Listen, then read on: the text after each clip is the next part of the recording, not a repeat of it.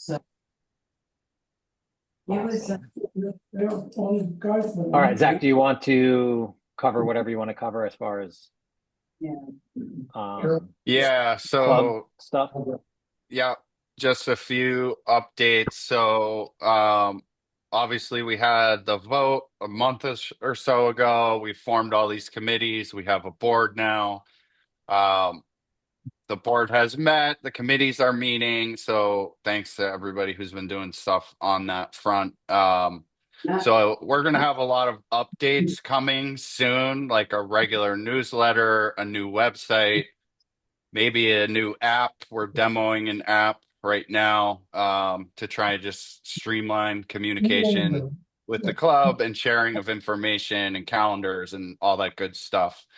Um, Also, we'll have an update on sponsors and like discount codes. All this is going to hopefully come out at the same time in the next few weeks. So just wanted to let folks know that that's all in the works, and it's exciting. It feels like we're all pulling in the same direction and have some coordinated efforts happening, which is cool to see. So, and thanks to Pippa for, getting the training and education thing going, Brian for really spearheading a course of action for the season as far as trying to regularly do something like this, be it virtual or in person. And I'm talking to CVU about using their track for some regular workouts for whoever can make it once the weather gets a little warmer. So more to come on that front as well. So a lot happening.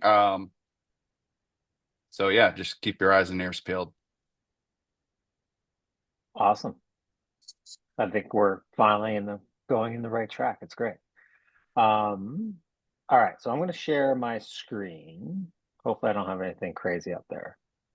I tried to clear everything off first. If you see any bank information, just ignore it. Um, there's nothing in there to steal anyway. All right, so look at this fancy little PowerPoint action we got going on here.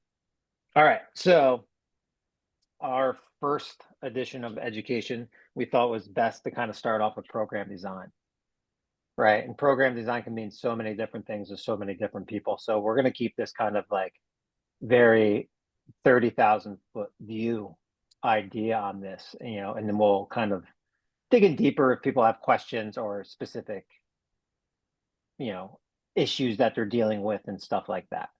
But myself, Don, and Zach thought it was a good idea to kind of put this together. And we have a lot of history with this. So we're just going to use ourselves as the moderators for the most part and kind of just go from slide to slide. And we'll kind of all three of us will jump in where needed, or maybe I'll ask somebody a specific question. I don't know. But if you have questions as we're going along, just speak up. All right. Just yell. This is a very informal kind of presentation, I guess. All right. All right. So, periodization. What is periodization? I'll kind of handle this first. Is all periodization is a plan. That's all. That's really all that it matters to. And when we think about kind of how long is a plan, that depends on every single person. So most of us think of periodization in a yearly aspect, like, I have Ironman Lake Placid coming up, so I'm planning for that. Or you have a series of races throughout the year and you're planning for that. For other athletes, it might be a 4-year periodization cycle if they're looking at the Olympics. They're not looking at it 1 year at a time. They're looking at what's this whole 4-year plan. So for our purposes, obviously we're talking about one season because I don't think any of us are looking to go to the Olympics necessarily. But we might be looking at doing an Ironman 3 years from now, and we're only doing Olympics right now. So it could apply in that manner. There are 1,000 different ways to think about periodization. I picked three of them because two of them I think apply to most of us, and one of them really isn't periodization, in my opinion, personally. But you hear people talk about it all the time because of our Norwegians, and that's the polarized. So I'm going to go through this one by one, and then Zach and Donna kind of jump in about what you think about these. So really the first two are the same thing. It's linear periodization. And what that means is that we're just periodizing on a line, right? I'm getting more of something or less of something. So your traditional linear periodization is probably all the training books that you guys have probably read in the past, and they were all written by somebody out in California or Colorado that ride year round. And that traditional is base training all winter long and slow, right? Let's get on the bike and do zone 2 for 4 or 5 hours at a time. And we just kind of build that base. And then as you get closer to your event, it becomes more intense oriented, right? You start doing more race specific kind of intervals and workouts. So we start kind of high volume, low intensity. And then as the year goes on, your volume might start to drop and your intensity kind of comes up, right? So this is linear, kind of straight lines together. Now, living here in the Northeast, where I've lived my whole life, that never worked for me. Because if you think about September, October, like August, September, October, we're all outside riding, running, and our volume is high. And then during the winter, are you logging the same amount of hours that you would in August? Probably not. You're probably doing 50% of the hours that you would normally do during the winter, maybe a little bit more. So that traditional kind of base for the winter in the Northeast, in my opinion, has never really worked. We don't have enough time. If I don't have enough time for volume, that means my volume's lower. That means my intensity has to be high. And that's where you get reverse periodization. Reverse linear periodization is just a reverse of what we just talked about. You start with high intensity, low volume. I only want to ride for 2 hours max on my trainer, personally. So that's not a big volume compared to my 4-hour ride all summer long. So I start with a low volume. So that 2-hour ride has to be a much higher intensity than it would be if I had 4 hours to get. Makes sense, right? So the idea here is that we have low volume, high intensity. And as we start to get into the season and April rolls around, we can start getting outside. Then you can start to increase your volume. But with that volume increase, you're probably also decreasing your intensity, right? I'm not going out zone 4 for 4 hours. Then you have polarized. Polarized periodization is something that became popular over the last couple of years with the Norwegians, where it's this kind of 80-20 type deal, right? Like they do super hard efforts and then they do a whole bunch of easy zone 2 efforts, right? So it's like 80% of your training is essentially zone 2, and then 20% of your training is above threshold for the most part. That's not periodization, that's just a breakdown. Right? Like you can't do that all year. That doesn't make sense to me. So I never saw this as a periodization thing. And I also find it very misleading. The only reason I'm talking about it right now is because most likely you're going to read articles about it. I talk to people all day about it, unfortunately. And the idea of like, well, I only do VO2 max and zone 2. That's all I do. You're not going to get to success there. What happened with Polarized is they looked back at basically professional athletes and they looked at how much time did they spend in each zone throughout the year. And what they found was 80% of the time they're spending in zone 2, and about 20%, 10 to 20% of the time they're spending up in threshold or above threshold. So they're like, well, this is the way we should train. Well, that's just how they ended up in their time. That's not how they trained. If you think about like a threshold workout, so a common threshold workout that we probably have all done at some point in time is 1 minute on, 1 minute off. And let's say I'm doing an hour workout and I'm doing 1 minute on, 1 minute off. I'm probably going to do maybe 15 of those intervals. So 15 minutes at VO2 max, right? 1 minute at VO2 max, 1 minute rest. 1 minute at VO2 max, 1 minute rest. So at the end of an hour, I've spent 15 minutes at VO2 max. I've also spent 45 minutes at zone 2. So 75% of my workout, even though it was a VO2 max workout, 75% of that time was actually zone 2. Only 15 minutes of it was actually spent at VO2 max. So at the end of the year, when you're looking at all my workout and all my data, that's skewing that data, right? That's what I'm saying. Like, that's not a, like, you're going to read about it. You're probably going to talk to other athletes that are like, oh, you got to do the polarized method. My recommendation to you is like, forget about it. It's not, and not really a form of periodization. It's not programming. Like, it's data that they've collected. Oh, these people did this, but that's not how they train. It's just how their zones worked out. If you look at training peaks at the end of the year and look at how much time you spend in each zone without doing polarized training, you probably are going to end up polarized with extremes on both ends, because that's just the way workouts are designed. Zach, Donna, you want to jump in here, or I'll keep rambling forever? No, I was just gonna say that some people, like, the purpose of describing that is many people are at zone 3 all the time. And that's not necessarily good either. That's the reason they might do that, is just to try to at least get people to do some speed, and some slow, because people who it's mostly in the runners, the newer runners, that they just always go out and run pretty darn hard, and then they don't get faster and they don't quite get their cardio base because they're always just slightly anaerobic. And so the point with the polarization thing I always looked at is, but I always think it's too extreme, because I think you need some of the zone 3 stuff, because a lot of times you're kind of racing there. And so you might want to practice what you do when you're doing an Ironman.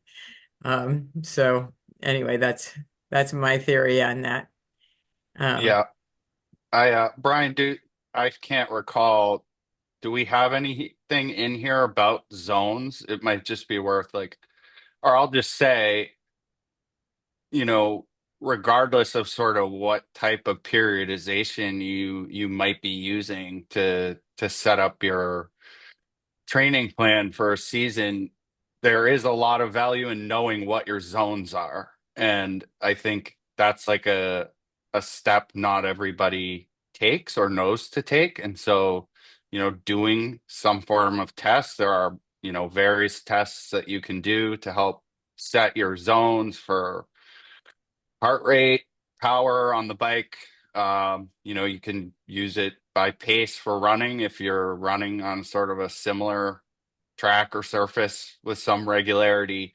And how you sort of what percentage you maybe put in zone 1, 2, 3, 4, 5, etc.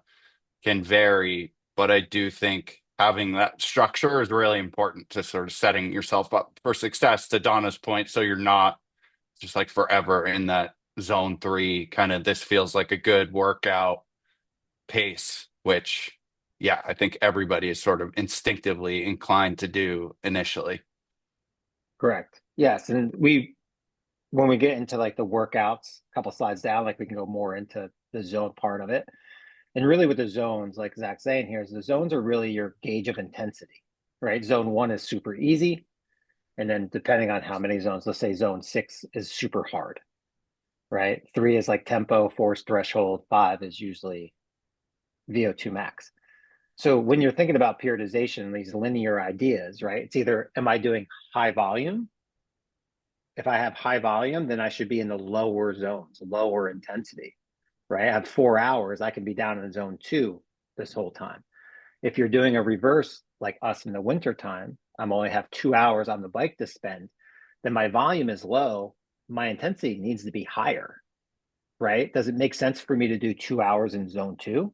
No, it probably makes me more sense to do 2 hours in zone 3 or zone 4, because I'm going to get a better fitness gain from that. Am I going to get the base training that they're looking for? No. That base training is going to come in April, right? When my volume goes up, well, my intensity is going to come back down, right? So I was doing 2 hours at zone 3. Now I'm doing 4 hours at zone 2, right? So that's the idea of periodization. And this is what program design, or what like a coach is doing for the most part, is trying to look at like, how are we mapping this out from this point to this point, right? And then that gets into like, all right, how do you use that periodization through a course of a year? And we One most Brian, go ahead. yeah, just one thing I would say is I do think it's important to have some sort of build into your training for the season. So don't just like roll out and go try and run threshold straight out of the Yes. gate for an hour, because you're probably going to injure yourself. So yeah, I Yeah. don't disagree about some early season intensity. But yeah, just make sure you have a bit of a base before you start working that in, and maybe start with your swim and bike before you introduce it on the run. Correct. And that's the other way too, like when you start thinking about how like, My and I one guess, thing I was just going to say is like a lot of the purpose of the base work is to get your cardiovascular system going. And because we do live in Vermont, I think you can get huge cardiovascular benefits doing things other than swim, biking, and running. And then you also get the mental refresh. So if you happen to be hiking or cross country skiing or even downhill skiing is more of a strength workout, but you're also getting some cardio there, or you're doing the ski up and down the mountains like people do, or even skating, whatever. Um, if you can get the cardio base from something different through the winter, it certainly means that you can do more of the linear. Um, it's just a little easier to plan for your races if you aren't starting just from like only swimming, biking, and running. You can get your cardio base doing hours of something else, and you don't just have to get it sitting on the bike inside. Since I totally don't right. do that. Yeah, cardio is cardio, right? Cardio is nothing simple but changing your cardiovascular system, training it. You can do that in any way. And, most of the time, to Don's point is cardio is transferable to other sports. And in the past, they never thought about that. They're like, oh, if you're a biker and you try running, you're going to suck. Right. And it is true. Like if we took just someone who cycles all the time, that's it. Like I really only cycle nowadays. If I go out to go run right now, I'm not going to be very good. Like cardiovascular, I'm going to be very weak in it. But that's neurological. It's not cardiovascular. Right. So if I run for a couple of weeks, like to Zach's point, like kind of build it up slowly, that cardio is going to kick back in very quickly. So any cardio is beneficial. Cross country skiing, skating, skinning, like Donna said, like all that is going to pay off. So I do add that in. Like I might go skin for an hour and then come home and do a 2 hour bike ride. That's like getting a 3 hour bike ride in. And, as far as I'm concerned. So yeah, I think, yes, there always needs to be an understanding of your intensity to Zach's point as well. As like, yes, you don't start right back off at threshold, right? Intensity is relative to where you are. And some people take a break, some people don't. So just always remember, like when you're thinking about fitness, it's either I'm going to get fitter by going longer, right? Doing more than I was doing before, or I'm going to get fitter by doing the same amount of time, but harder, right? Let's say I normally train 10 hours a week all summer long. And then during the winter, I start training 5 hours a week. Well, if I'm doing it at the same intensity I was at 10 hours a week, I'm going to lose fitness, right? My fitness is going to go down. I'm going to be less fit than I would be in the summertime. If I want to maintain that fitness or gain that fitness, then I have to play with my intensity if my volume is going down. And if my volume goes up, then my intensity changes along with it. That's the hard part about program design. And there's 1,000 ways to do it. We're talking about one or two of them. There are so many ways. But anyway, we can go all day on that. But the other thing is, like we are talking about periodization, and so it's okay to not be fit all year, For because that's the sure. whole point, is that you do get out of shape Yes. some, so that you can then build because you can't always be fit all year. So we might as well go on to Yes. the peaks, because like that's my thing about peaks is like you always say, oh, you're peaking, and And so I'm going to do this next. And it's like, no, a peak is a peak. And then you go down on the other side. And that's how it is. Yeah, absolutely. So do you want to, Donna, do you want to kind of jump in on that on like Yeah. how you So look at like like if you're somebody who has like I always two think if you're peaks or one? planning a year, like the peak, it depends how much you peak. But if you truly put a tremendous amount of effort into something like an Ironman, I look at it as you're going to go down the other side for and be, not fit really for about a month after because you left it all out there. If you didn't leave it all out there, then you didn't really peak for that race or you didn't put all the effort in. And sometimes that's the plan because you want to do another one in 2 weeks, and that's the plan. But you have to look at what you've got. It's like two peaks is, I don't know. Angie usually does like how many Ironmen a year? Usually 2 or 3, but I peak. I usually pick one Ironman to peak for, which is my attempt to qualify for Kona. But sometimes I have to try twice, and then Kona, I'm just a shell of myself. I try my best in Kona, but I have to peak to qualify for Kona, and then Kona is whatever's left, which is often not pretty. And so and I yeah, I just don't recommend more than two peaks a year, but you can do like a small peak and then like a short distance peak and then a long distance peak, and that always worked fairly well for me. Is like, okay, let's try to peak for something short and hard in June or July, and then an Ironman in September, October. Correct. And that works reasonably well because it doesn't take so long to recover from a short distance peak as it does from a long. But it takes forever as you get older. So Yeah, I would that's it. agree. Like when I think of one peak, two peaks, like I think Ironman, like that's a one peaker. Like an Ironman, if you're getting ready in a half Ironman for a lot of people, right? That kind of long distance, like yeah, one peak is enough.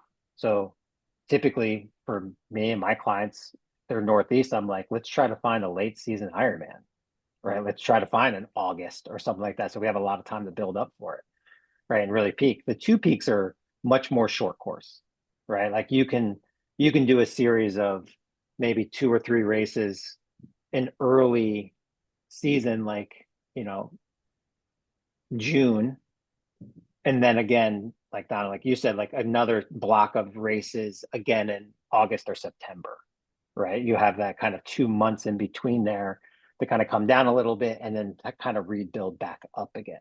Like that's kind of a two peak thing. And, you just have to, as an athlete, understand like what does your race calendar look like? If I'm picking races in May, June, July, and August, well, how are you going to peak? You can't peak for four That's where we months. get into the A, B, and C races. And that's where you get into the A, B, and C. Like Zach, how do you, with a client or yourself, like what's an A, B, or C race to you? Yeah, like this year I have a C race, which will be the Muddy Onion, gravel, not even a race really. It's just a Yeah, that better be gravel a C ride. because it's not Yeah. timed. Yeah, it's just, but that's an event on the calendar to ease into the season. And then like I'm gonna do a 70.3 in early June that I won't be fully peaking for, but it's sort of, I'd still call it an A race and then another at the end of July. I feel like for me, that's enough time to sort of reset. But if I were just doing the one in July, like I would have a better chance of having my best performance at that race if I weren't doing the one in June. So it's all relative to sort of what your goals are. If you want to race a How lot, I don't think there's anything wrong with that. You just have to understand you're sacrificing your maximum potential. how do you changing lead up to an A, B, or C race? Yeah, good question. So a C race, I wouldn't change any training really around the race. I would sort of build the race into the training plan for the A race. And the It's just A a workout. races, yeah, and the A races are really, in my opinion, what your plan should be focused on. And even a B race, I would say is the same thing. Maybe there's a small taper in, maybe, and there's some recovery on the backside of that. like a C race, I think your effort level is such that you should be able to pick up your training sort of within a day or two, ideally. I, A B race, maybe you have a little more recovery, but not to the extent, not the taper to the extent that you would for an A race. I look at it a lot with just the amount of rest I take before the race. A C race, I still might not train the day before the race because it makes such a difference if I just take my rest day that day. But if it's a B race, I'm going to take probably at least a couple days pretty much off. But I'm not going to really, the weekend before the race, I'm still going to train as normal. Mhm. And the A race, hopefully, I'm going to actually start taper. I mean, depending on the length, I'm going to start cutting back more than a week in advance if I've got the volume to cut back from. If I haven't really trained, then you don't have to taper much. Yeah, I would agree 100%. Like I view it the same way. C race, workout. Like it's just I'm not changing my training block at all. It's just whatever Saturday, that's what I'm going to do. Maybe you have to run or ride a little bit more after the race because it's not even the right amount of volume. A B race, I try to kind of plan it as like a rest week, right? So like if I'm doing like a 3 week build with a 1 week rest, like, all right, it's going to hopefully be the week 4 of that block where I can just kind of take an easy Monday through Friday and then have a hard race on Saturday. And then to Zach's point, make probably a couple of days off and then back to training. And then for the A race, yeah, I'm looking at like tapering into that, like a traditional either 14 or 10 day or whatever it might be, but like a true taper plan. Um, and also like from a, depending on the race, like from a cycling perspective, the A race is also going to kind of make my specificity a little bit more about like what I might choose to work on leading into that block, like which we'll talk about in a little bit, but like the requirements of the race exactly. And then work backwards. What we meant from here is like when you're thinking about your yearly plan, like for Zach's point, like if that race in July is his peak, then he should start his planning on like, okay, July, how many weeks does he need? Like if it's 24 weeks, he has to count back from that race and be like, okay, well, training for me starts December 5th because that's 24 weeks out from my race. If it's 16 weeks out, where does that start? Right. So you always kind of build your program backwards. Like where does he want his peak run to be? What distance? His peak swim, his peak bike, like where does he want that 2 weeks before that race, and then how would he build it? He's got to deconstruct it all the way back to start, right? So if you want to finish with an 18-mile run and you don't want to increase more than 1 mile per week on that long run, well, 18, then 17, 16, rest week, 16, 15, 14, and count it back, and it'll kind of tell you when you need to start your program. So always kind of find your peak, work backwards from there. Know where you want to hit, work backwards from there. So that way you're not chasing mileage as you start to get closer to your race. All I right. think one point on that in terms of just working backwards is the value of having some goals associated with your event. Like even if you're not going there to be competitive, you're going to finish. I still think there's value in like having some sort of expectation for yourself about what that time is, and that will really help inform your planning. And, so yeah, you need to, if you're doing an Ironman, you know what the distance requirements are, but I think there's value in kind of having some goals around what your paces you want to hit, and that will help you think about what workouts you need to do and when you need to hit certain markers in your training to make sure you're on track to do that on race day. Agreed. And that kind of brings us to this is like what are you trying? So when you think of a cycle, right, we're thinking about base training, or we're thinking about the specificity leading into a race, like a little bit more intensity or whatever that might be, or however it looks like. A training of cycle is what am I trying to change during this time, right? So your traditional base training is we're trying to build that base. Well, what is building a base? What does that mean? Right? That means building more mitochondria and well, then your heart rate stay lower at certain efforts, things of that nature. The question then comes out to is, well, what workouts are going to elicit that? That's how you build your cycle is like, what do I want to change in this 4 to 6 week or 8 week block?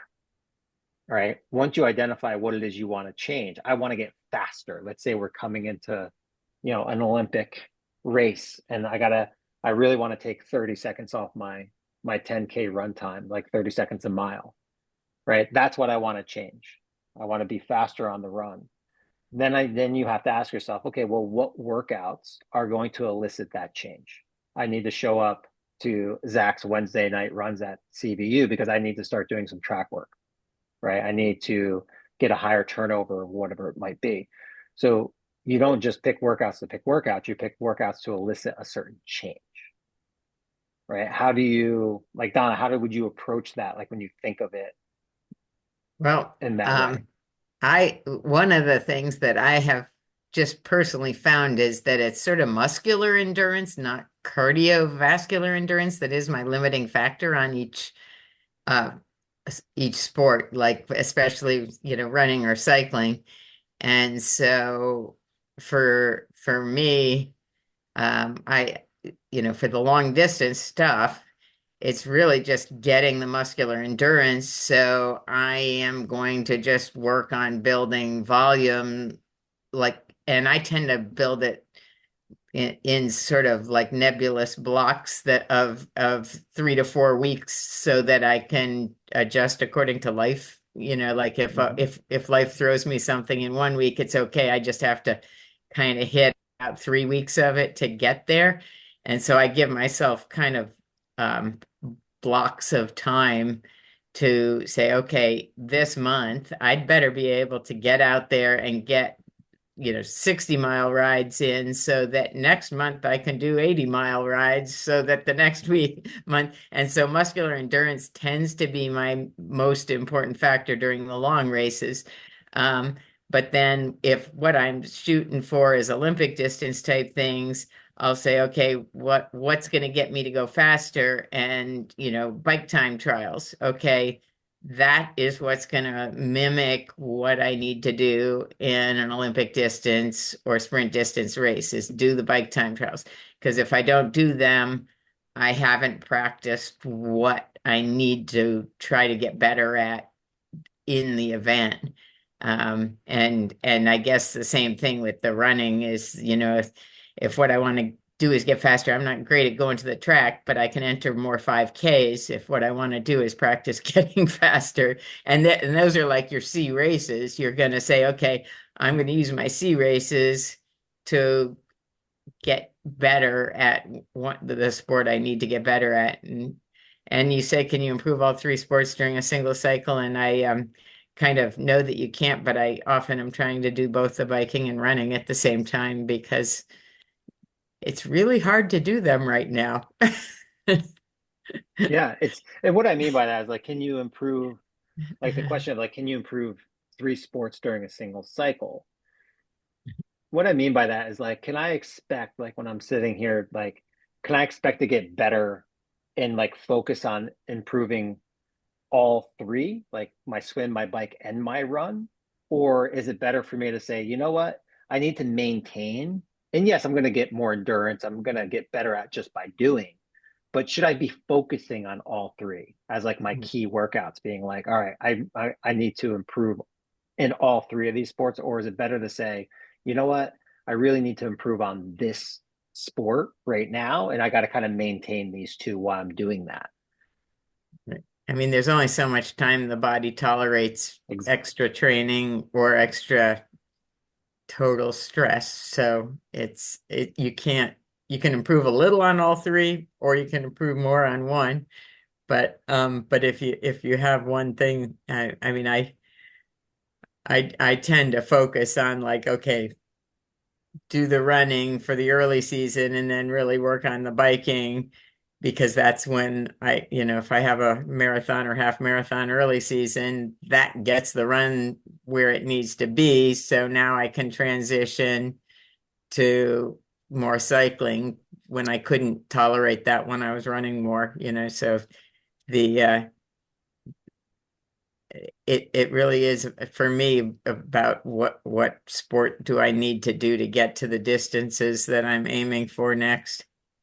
Yeah, like I actually look at this as like I think of my base training this way is like when I'm looking at my running during the winter, I look at it as almost traditional base training. When I'm running during the winter, I just go out because I can still go outside, right? I can still log a 2 hour run, zone two, and I just keep my intensity low and I kind of do traditional base training as a runner. And then cycling, that's where I'm really crunched for time. Maybe I only get to ride 4 or 5 hours a week. I do a high intensity in that, right? So I'm affecting both of them, but I'm affecting both of them differently. I'm not improving them both in the same way, right? I'm using my run as the easy days, just getting the miles in, and then I biking, mean, I'm throwing my intensity in. keeping that base through the winter for the run definitely helps Right. because it's And then the hard to, weather, yeah. then the weather changes. I can start getting out for my long bike rides. Well, now my volume has been built up in my run. I can start adding some intensity to my run because my volume is where I want it to be. Right. So it's kind of like I do a traditional linear in one sense on my run, and I do a reverse linear on my cycling. Right. So I'm improving both. I'm just not improving them both in the same way. Right. And then that kind of gets into like Zach, like you're on this is like the key workouts and like should you be training as a swimmer, as a cyclist, and as a runner, or should you be training as a triathlete? And what does that mean? Right? How's that different? Yeah, I mean, I think you should be training like a triathlete because if you're trying to train like a swimmer or a cyclist or you can't do the volume or the intensity at least that a serious swimmer, cyclist, or runner is going to be doing. I run marathons, but I'm biking and swimming, and when I'm in a marathon block, I'm not doing the mileage that a marathon runner is doing. And I mean, that's for a couple reasons. It's one of the reasons I got into triathlon. Like my body can't handle the beating of 80-mile weeks.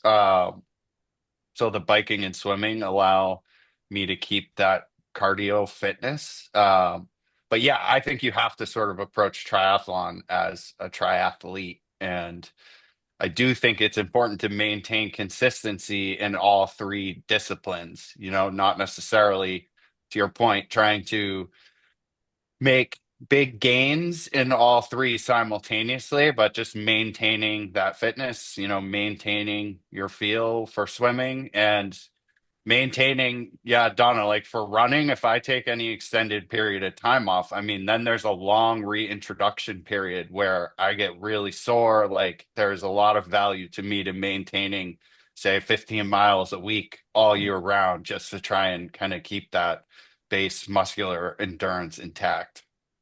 Right. In terms of like what I perceive as key workouts, I look at a key workout can either be if you're training for a long race, it's your long run or your long bike.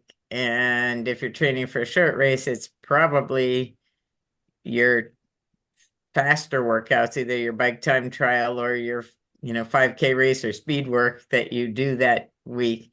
And swimming, I don't know if I generally consider any of my swims key workouts, but that's not my strength. Maybe some of you guys, maybe you other guys who are watching and not talking have something to say there. Yeah, I would agree. Like swimming is never a key workout for me either. Yeah, when I look at like, I agree. Like you got to train as a triathlete, not as a single sport athlete. And when you look at these three sports, swimming, cycling, and running, from a coach perspective or a programming perspective, they're not different from each other, right? Like a runner trains just like a cyclist does, and a swimmer trains just like a cyclist does. They have their certain key workouts a week, right? They probably have a tempo-ish type day, a threshold or a VO2 max type day, a longer endurance type day. It's just they're choosing what mode they're using. It's either in the water, it's running, or it's cycling. So as a triathlete, that doesn't change. You should still have your key endurance days and your key threshold days. You just have to choose what modality you're going to do that with. You can't have a VO2 swim day, a VO2 run day, and a VO2 max bike day in a week. You just can't. Like you're going to blow up. So like to me, it's like, yeah, figure out what those keys are. Long distance, Ironman, you have your key long run, your key long bike. Like those are your not misses. You got to have them, right? So whatever I do during the week is second to that. If it's shorter race or I'm more worried about increasing a time, then maybe it is my threshold and my long. But is it my bike? Am I doing that threshold on my bike? Am I doing that threshold running, or am I doing that threshold session swimming? You got to pick one of them, not all three of them. And that's where I think most triathletes, especially when we go back like 15 years ago, that's probably the biggest mistake we were all making as new triathletes is we were trying to train as swimmers, as cyclists, and as runners. And it's just you can't, man. You'll blow up. So planning that week is really just identifying which are your 2 or 3 workouts that are the most important workouts this week. And then for me, like with my clients, I just say, don't do anything the day before to fuck up that next day, right? You can't do anything that's going to screw up your key workout. Now, if your key workout on Tuesday messes up your Wednesday swim, who cares? That was my key workout was Tuesday. So my swim Wednesday, I'm a little tired, no big deal, right?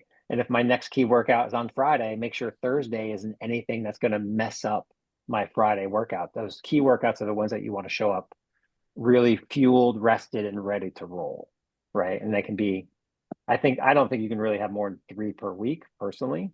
Some people might try 2 in a day, and maybe knock out 4, but that seems excessive to me personally. But we're getting there. All right, anything else to add here? We're moving along. Moving along. I think we can move Question along. and answer. Awesome. Well, that's the end. Yeah. All right. So, questions. I'll stop sharing my screen. That was a lot. Everybody's an random. expert. Thank you guys. That's great. Yeah. I have a question. I Roll feel with like it. I definitely have only done like a handful of these races compared to the many, many races. And so I think maybe this is a problem that some other maybe newer athletes like myself might have. But I'm thinking about like my goals for the race and um what you guys were talking about with thinking about what I want to change and what workouts will elicit that change. And so I think I had mentioned this to you before, Zach, when we talked, but I went hard on my 56-mile bike and then had like fried my legs for the half marathon afterwards. And so a goal would be to have legs for the half marathon. And so I'm thinking about, okay, what is my training? What are the training elements that will help build that up for me? And so I guess I'm curious for thoughts on that. Probably biking more would be like my first recommendation, actually, because you might think your running legs weren't there, but the reality is you cooked your legs on the bike. And so I think that's a common misstep. I've certainly made that mistake myself a few times. So maybe there's work to be done on the run, but I would actually kind of think about the bike first, and is there more you can do on the volume or intensity side there to kind of help prevent that from happening again? My thought is that you do want to make sure that your long bike is at least longer than 56 miles and your long run doesn't necessarily have to be 13 because you're going to be kind of fried by then no matter what. But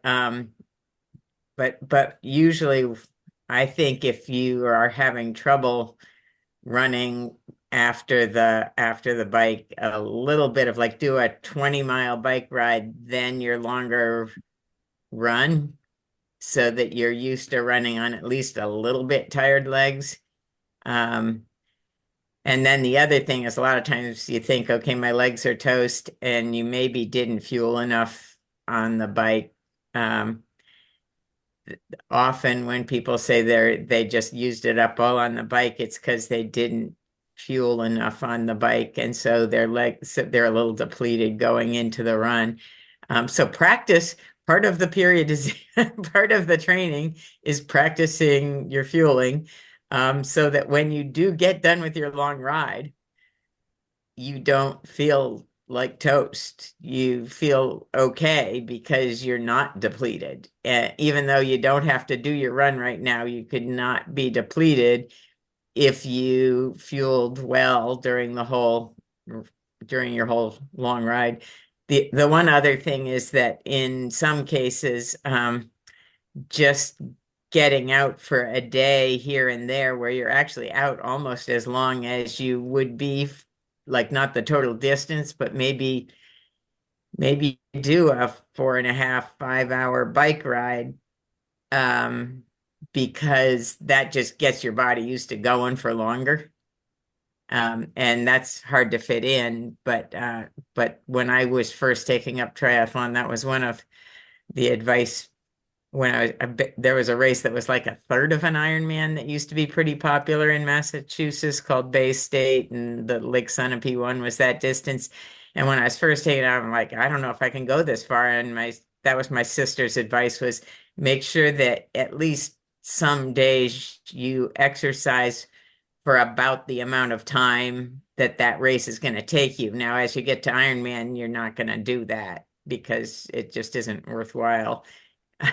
Or it's not productive and you can't do it. But for something like a half Ironman, if you can get out for at least longer than it takes you to do the 56-mile bike ride, get out there for 4 hours, and you're going to be 4 or 5 hours, you might be more ready to run. And then just do a little 2 mile, like if you can do a 1 to 2 mile run after your long ride, I think it really helps. Yeah, I think I don't have much to add to any of that because I think it's right on point. I do think it's probably the cycling. I would say that's usually, if a 56-mile bike ride is a long bike ride for you, if that's your normal long, like you're going to be tired at the end of it and you then have to run, right? So you're running on those tired legs. And I think Donna's suggestion of like getting out there, I try, especially for my half and under athletes, to say, yeah, if it's a 6 hour, 7 hour day of like that's what a half Ironman is going to take you, you you can go out and ride your bike for 6 hours or 7 hours, right? Like that's a long bike ride. It might be 100 miles, way more than you would do, but really it's not about the bike miles. It's about being active for 6 hours, which is what you're going to have to do on Ironman day or half Ironman day, is be active for that whole time. And part of that is the nutritional aspect and just understanding like, can I, like, you can go for a 6 hour hike, whatever, it doesn't matter. It's just like, can I be active for that whole time? And then nutrition part is super key. I struggle with nutrition. It's not something that my stomach takes well. So long races, I struggle. And I do periodize it. I actually start in January, like on my long training rides, I do 30 grams of carbohydrates per hour. And then in February, I do 40 per hour. And then I do 50 per hour the next month, and 60 and 70. And every month I just add 10 more, you know, 10 more grams of carbohydrates per hour on my long indoor training sessions to start training my gut again, to be used to taking this nutrition in when I get to ultimately race season. I'm trying to take in 90 grams an hour or whatever it might be. But if I don't do it all winter long and then try to jump to it, my stomach's like, no dice. So I got to start like in January, literally, and start trickling it in. It's worked for me. So I'd say that for sure. Longer bikes. Really helpful. Thank you guys. Anything else? Anything else? Any questions? Anything? We weren't very specific on the, taking your race and working backward, but like that's where looking at, okay, if I want to do a 70-mile bike ride training for a half Ironman, you want that 70-mile bike ride probably to be 3 weeks back from your race. Mm-hmm. because you don't want to be doing over distance to, within 2 weeks of the race, 2 to 3. When you're young, 2 weeks you might recover. When you're older, you might have to do it 3 weeks out. And then you work back from there. Okay, if I'm going to do 70 that week, I'm probably going to want to do 60 at least, something the week before, and maybe I should do a couple of 60s because that's around the distance of the race. And so working back like, week by week, and don't necessarily increase every week. You're gonna, have a couple of long weeks and an easier week, or you're gonna have a couple long ride weeks and maybe you'll do a longer run the next week and not the long ride. So I think no, and knowing your pace on that ride is probably really key. I don't know if you have any heart rate monitors or anything. I don't. I usually just monitor perceived exertion when I'm out there, and I've got the experience to know that, if I'm breathing really hard, I'm not going to sustain. So anytime I'm breathing hard, it better be a sprint race. And it's a pretty good goal to get in touch with in case your technology fails. Yeah, I actually think there's a ton of value in having the technology just so you can then use Learn. RPE. You Yeah. actually know what zone 2 or zone 4 feels like. Like I wear a heart rate monitor all the time, but I feel like I really don't need it anymore. It's just habit at this point. But I can tell you as soon as I'm hitting that zone on the bike or on the run or in the pool, because it feels different. You can sort of feel that trigger. So yeah, I think, but I do agree that the feel is more important than the data. You just have to, the data helps you kind of understand where that actually is for you. Yeah, there's actually a lot of research that shows RPE is the best scale of predictor of performance, more so than a power meter or a heart rate monitor. But you have to be dialed into your RPE, to their point.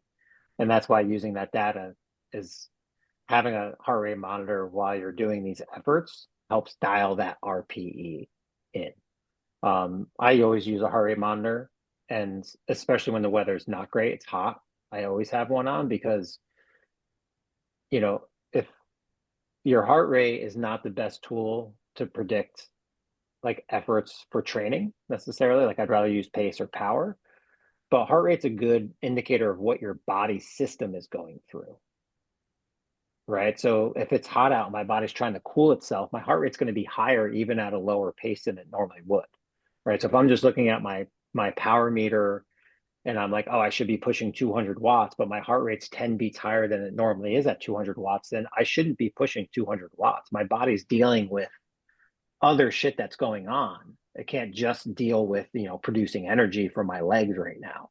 So like I always have a heart rate strap on because it's kind of just, I don't know, like that protective mother sitting on my shoulder being like, hey, dumbass, like, what are you doing here? Like, you're going to give yourself a heart attack. Like, back it off a little bit, just that like in my face kind of thing. So, yeah, learning that pacing is hard, right? With the last year pivot, that was your first 70.3, right?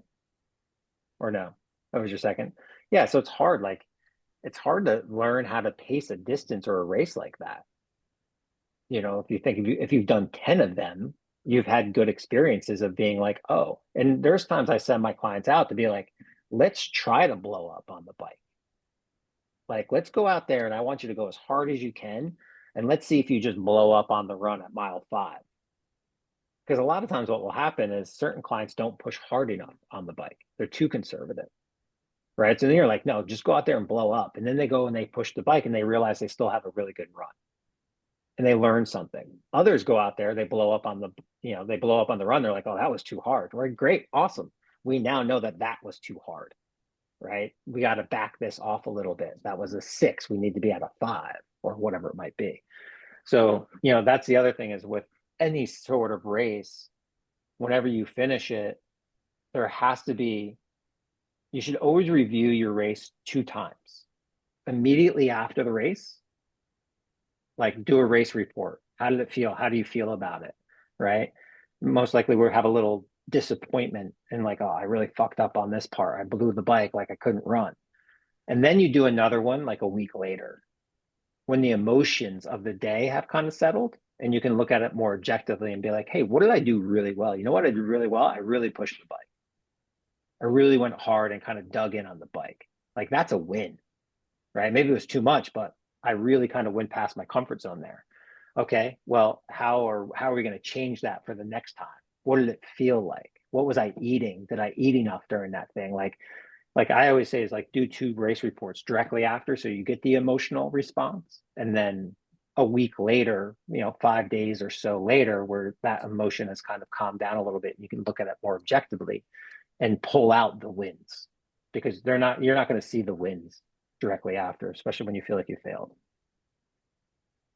But the important part is having 2 or 3 sets of goals so that you can always have a win. Always. You make sure, Showing up is a I mean, win. you can say on the perfect day I would do this, but you don't want to be disappointed when you don't. So you set like learning your paces at all the things you do in training and setting a reasonable goal. It really helps on race day because you probably after resting will do better than that. And if you're beating your goals, it really helps your race. Just mentally, if you're doing better than you expected when you get out of the water, you think, wow, I'm having a good day. I think I'm good. And then your brain is, there's a book about endurance. Hey, Carol. But do you want to talk, Carol? So I would Um, like to build off the goal thing. Like something I've had a lot of my clients do is every time you sign up for a race, right? Like you hit the pay button, you're like, bang, I just signed up. Grab a piece of paper and you write down immediately, right then, what are your goals for that race? I just want to finish, or I want to break a certain time, or whatever it is. Just write them down, put them in a piece of, fold it, put it in an envelope, pin it to your tack board, leave it there. All right. As you get into training a week before the race, 2 weeks before the race, or whatever, take it off the board and look at it.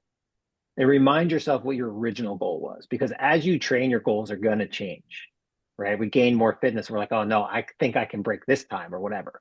And that's great. Have a stretch goal. Like Donna said, like have that stretch goal, but also understand what your original goal was, because you're going to attain those original goals. I almost guarantee it. And then remember, a stretch goal is defined as a stretch goal. That means it's a stretch. If it's a stretch, that means I might not make it. So it can't be your only goal, right? Like a stretch goal is if everything goes right, I might make this time, which means if everything doesn't go right, I might not make this time. And I got to be okay with that. Stretch goals are always good to have, but stretch goals are by definition a long shot.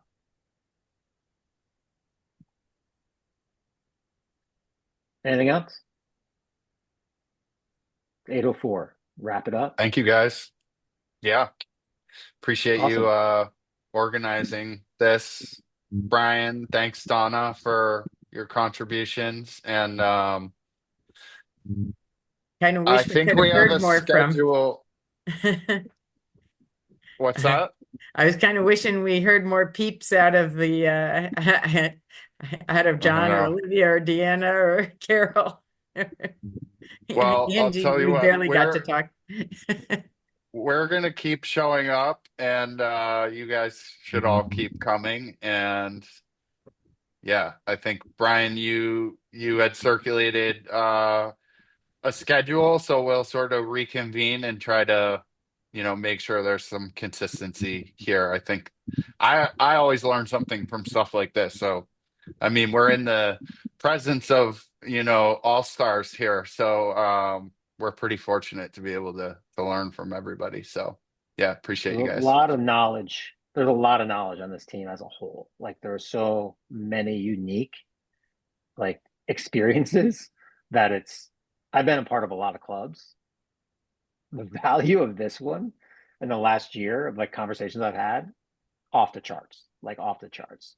And I think if we can continue the conversations to that point and get people involved to talk about what they're comfortable with and that somebody else can learn from, like everyone has a different experience than me, which means that they're coming at this from a different angle, which allows it to shed light on a view that I didn't know. I never looked at it from that way. So these should always be open and round table kind of discussions. I think the next one, I think we're going to try to do in person, right? I think next month was going to be try to do like a bike technique one at Earl's or something. Oh yeah. Cool. I think so. So Yeah. we're going to try to alternate on like in person on Zoom, whatever we can do. But we just got to kind of get in the habit of doing it. All right. Yep. Awesome, everybody. Thanks for hanging out. And Thanks Thank all. you. Thanks. was Nice to see awesome. everybody. we'll see Thanks. everyone Bye, later. guys. Talk Bye. soon. Everybody.